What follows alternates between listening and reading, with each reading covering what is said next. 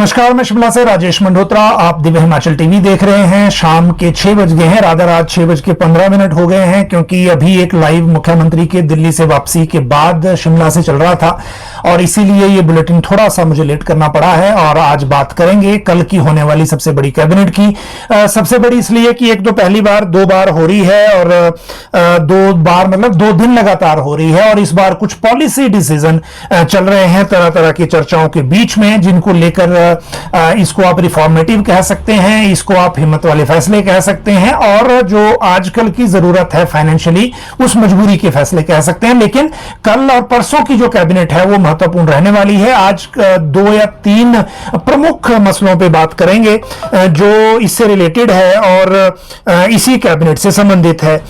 इसके अलावा जो बाकी मामले हैं उनकी अगर बात करें तो आज जो मुख्यमंत्री के लौटने के बाद की जो घटनाएं हैं वो साथ में रहेंगी ही। टीजीटी की नियुक्तिकरण के ऑर्डर को लेकर नई बहस छिड़ गई है, वो बात करेंगे। नौकरी की नई पॉलिसी क्या होगी, रिटायरमेंट का नया फॉर्मूला, जो स्पेसिफिकली एजुकेशन से बात शुरू हुई थी लेकिन आगे कहां तक बात पहुंची है वो बात करेंगे। और सस्पेंशन से भी टीचर नहीं डरे हैं, आज की जो एक्टिविटी इसमें हुई है उसकी जानकारी आपको देंगे। रेवेन्यू में एक नया रिकॉर्ड बना है, उसकी भी जो अपडेट है वो आपके साथ हम साझा करेंगे। और धर्मशाला का जो अभी मैच क्रिकेट का शुरू होने वाला है 7:30 बजे, उससे रिलेटेड 2 तरह की अपडेट हैं। पहली तो यह कि इसमें मुख्यमंत्री सुक्खू नहीं जा रहे हैं, लेकिन आज चीफ गेस्ट कौन होने वाले हैं। दूसरा, जो मौसम का खतरा बना है वो मौसम का खतरा किस तरह का रहने वाला है आने वाले दिनों में, क्योंकि एक प्रेडिक्शन में और चेंज हुआ है आज मौसम विभाग का जो पूर्वानुमान है, तो उसकी बात भी आज हम करेंगे। जो एक और अपडेट है वो मौसम से रिलेटेड है।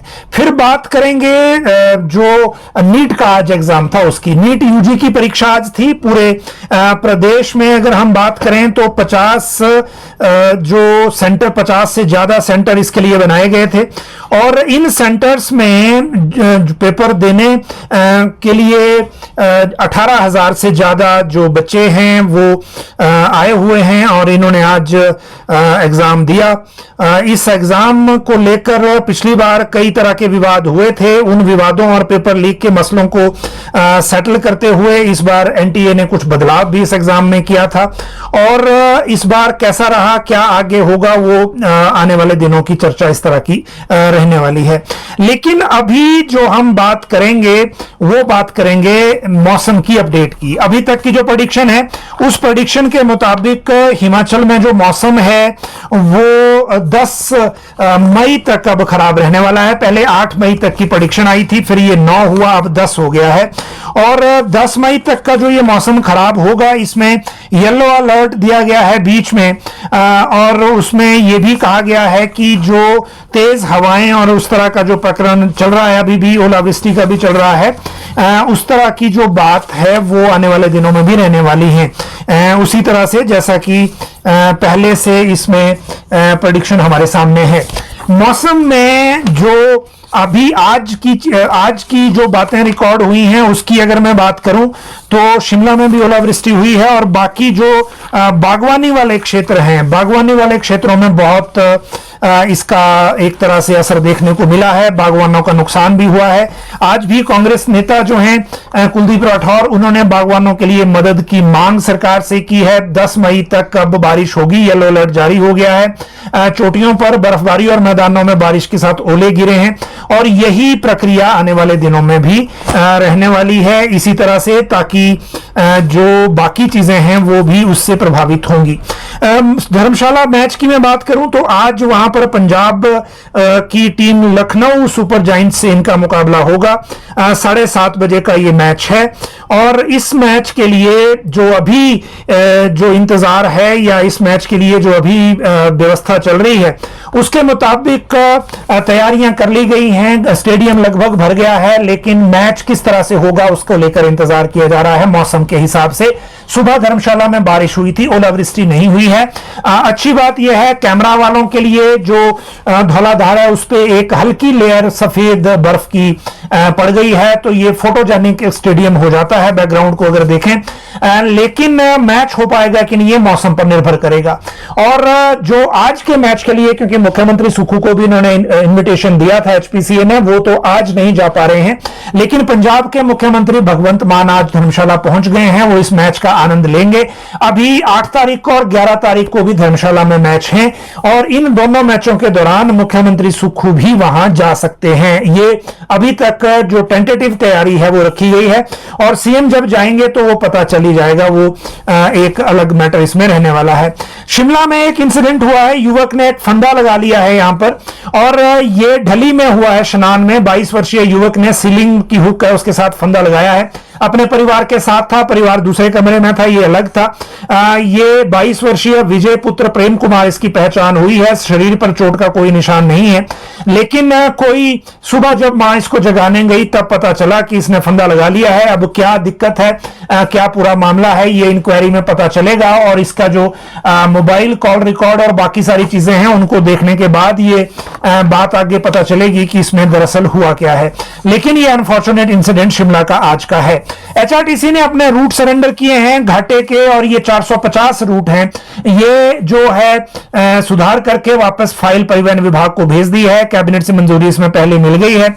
एचआरटीसी अपना घाटा कम करने की दृष्टि से यह निर्णय ले रहा है, क्योंकि हर बार सैलरी पेंशन को लेकर सरकार पर निर्भर रहना पड़ रहा है और जो सरकार के ऑब्लिगेशंस हैं इसमें फ्री यात्रा की या कंसेशन वाली यात्रा की, वो एचआरटीसी को काफी महंगी पड़ रही है। इसी कारण अभी देखिए सैलरी 5 तारीख का शेड्यूल है, पेंशन का कोई पता होता नहीं, जब सरकार से पैसा मिलता है तभी पेंशन दे पाते हैं, तो इसलिए ये सुधार के कदम है। लेकिन बड़ा सवाल ये है कि एचआरटीसी अगर घाटे के रूट सरेंडर करेगा तो प्राइवेट वाले इन रूटों पर बसें चलाएंगे या नहीं, और अगर नहीं चलाएंगे तो फिर जो लोगों को बस सुविधा किस तरह से मिलेगी, उनको लेकर क्या इसमें व्यवस्था रहेगी।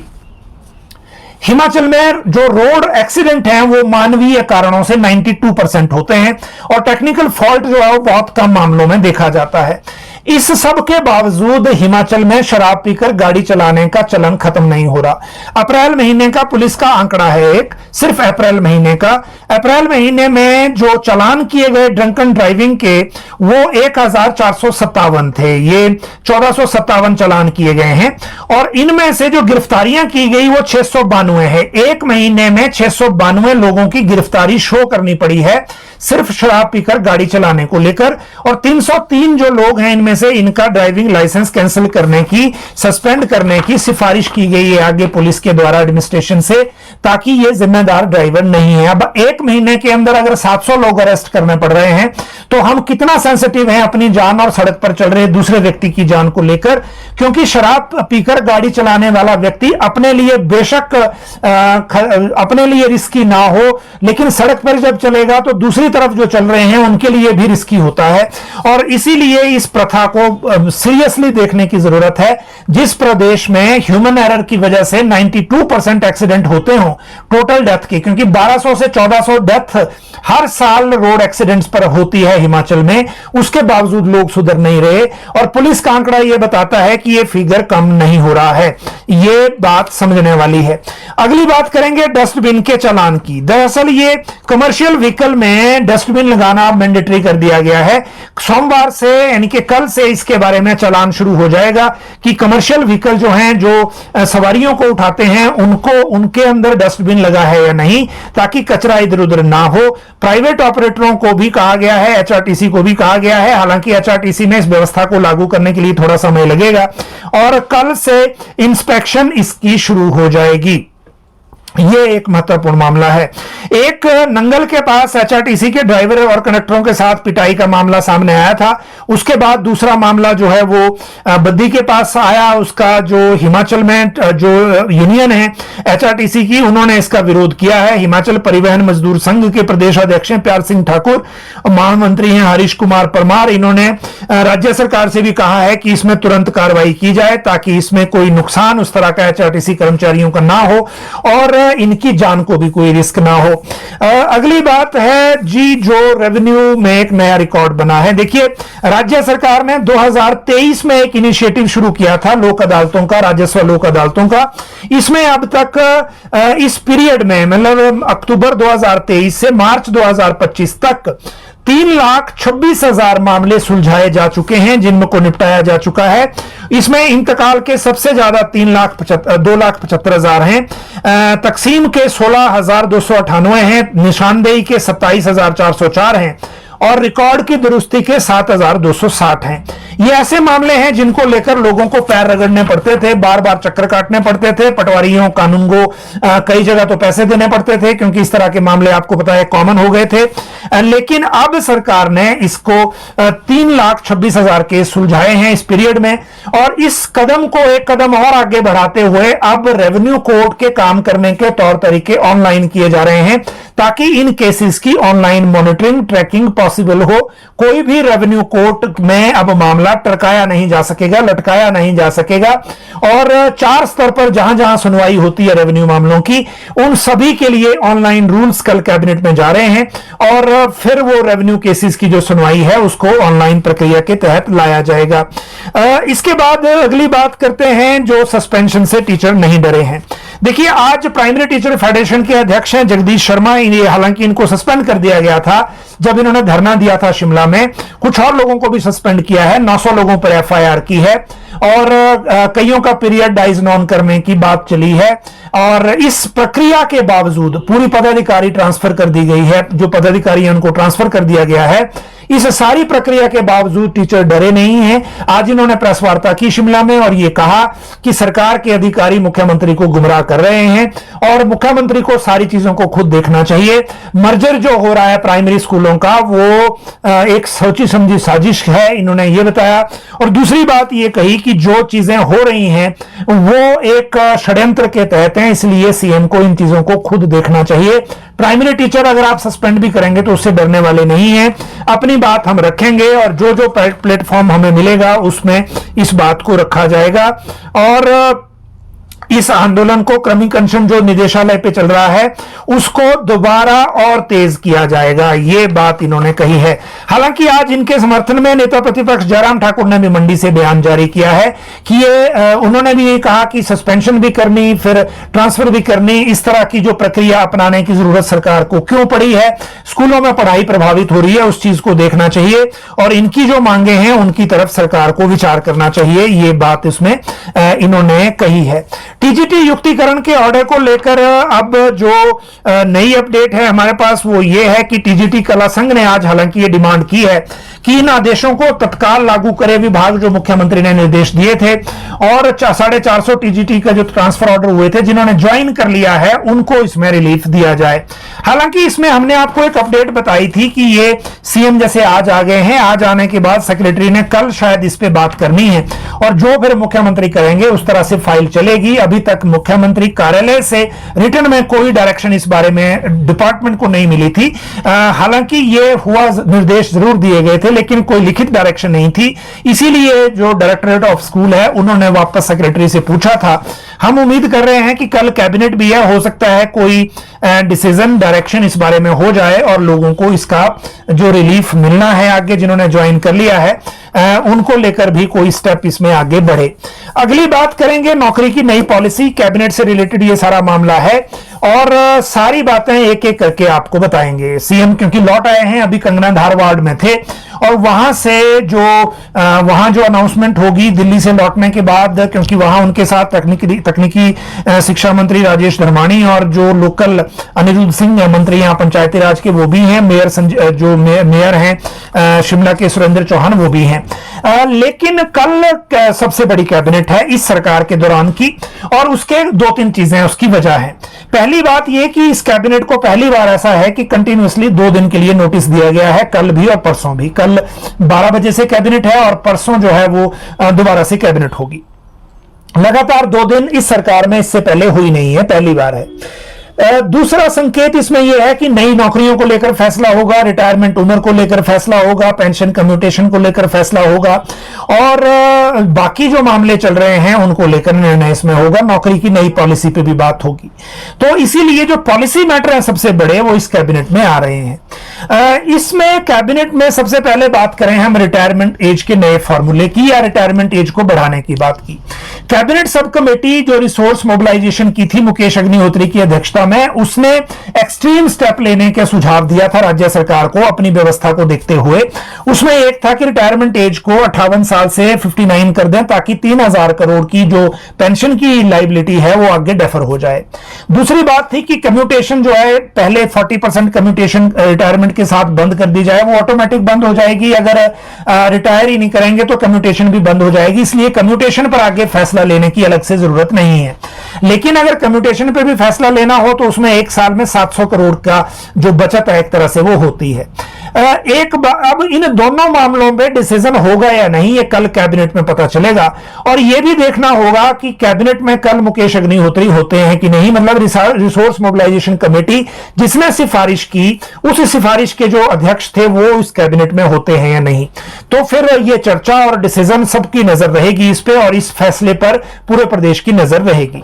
अभी ऐसा लग रहा है क्योंकि मुख्य सचिव भी बाहर थे, वो आज शाम को पहुंचे हैं और अगली जो अपडेट है वो भी अभी थोड़ा इंतजार करने की जरूरत है। 12 बजे अगर कैबिनेट है तो कल अगर सुबह फाइल मूव होगी तो वो जल्दी जल्दी हो नहीं पाएगी। फिर भी इस चीज को लेकर कल ही पता चलेगा कि डिसीजन क्या होगा। एजुकेशन के लिए रिटायरमेंट के एक नए फॉर्मूले को लेकर एजेंडा जा रहा है कि 31 मार्च को अगर रिटायर सबको किया जाए तो उसमें ऑटोमेटिक जो एज जो है आगे बढ़ जाती है। यह फैसला सरकार तब लेगी जब रिटायरमेंट एज को 58 से 59 नहीं किया जा सकेगा, तो फिर सिर्फ एजुकेशन स्पेसिफिक 31 मार्च वाला डिसीजन हो सकता है। लेकिन जो फाइनेंस के लोग ये भी कह रहे हैं साथ में कि इसको वीरभद्र सिंह के दौरान शासन के दौरान 2010 के बाद ये फैसला एक बार लिया गया था, लेकिन इसमें कुछ लीगल कॉम्प्लिकेशन आ गई थी बाद में एजी और पेंशन के मामलों में, तो बाद में इसको फिर विड्रॉ कर लिया गया था। तो इस बार अगर सरकार लेगी तो वो किस तरह से लेगी और पुरानी दिक्कतें इसमें आती है या नहीं वो भी देखना होगा कि वो किस तरह से उनका सोल्यूशन करते हैं। नौकरी की नई पॉलिसी की मैं अगर बात करूं तो वो आपको पता है कॉन्ट्रैक्ट पे सरकार भर्ती करने पर रोक लगा दी है सरकार ने। अब नई पॉलिसी आ रही है, या तो प्रोबेशनरी होगी या ट्रेनिंग भर्ती के रूप में होगी। 5 साल की पीरियड की डिस्कशन अभी चल रहा है, लॉ के साथ डिस्कशन कंप्लीट हुआ नहीं है। कल अगर ये मैटर नहीं गया कार्मिक विभाग से तो परसों लगभग चला जाएगा, परसों वाली मीटिंग में जा सकता है, मतलब एक प्रोबेबिलिटी है।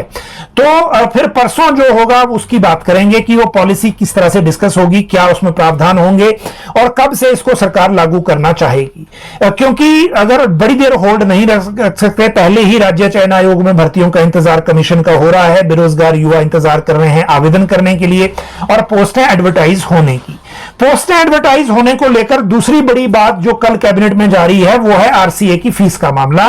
राज्य चयन आयोग ने अपने आवेदकों से कितनी फीस लेनी है वो कैबिनेट तय करेगी और वो कल मामला कैबिनेट में तय हो जाएगा। तो उसके बाद फिर पता लगेगा कि किस तरह से उसमें व्यवस्था रहती है और किस तरह से जो चीजें हैं वो आगे तय होती हैं इसमें, ताकि फिर इसकी जो जानकारी और इसको लेकर जो बाकी बातें हैं वो जब तय हो जाएंगी फीस की, तो फीस तय होने के बाद राज्य चयन आयोग क्या इसको लेकर आवेदन शुरू कर सकता है कि नहीं, या फिर उनको भी नए रूल्स के नोटिफाई का इंतजार करना पड़ेगा जिनमें अभी काफी टाइम लगने वाला है।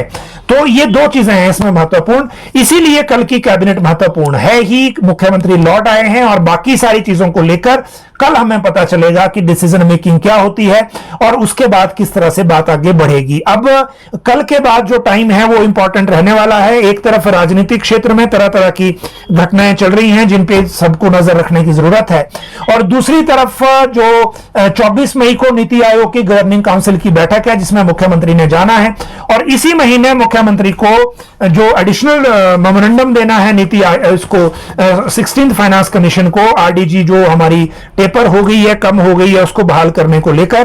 तो दूसरी अपडेट ये है। तो बड़ी सारी चीजें हो रही हैं। फिलहाल आप नजर रखिए 2 दिन लगातार 2 दिन होने वाली कैबिनेट की। अगर और कोई क्वेरी होगी आपकी तो इसी कमेंट बॉक्स में डालें। पहले कल कैबिनेट के फैसलों का इंतजार कर लेते हैं, फिर करुणामूलक को लेकर जो कैबिनेट सब कमेटी की मीटिंग है उस तरफ और बाकी सारी चीजों को लेकर एक एक करके फॉलो करेंगे। आप सब लोग लाइव जुड़े, बहुत बहुत शुक्रिया।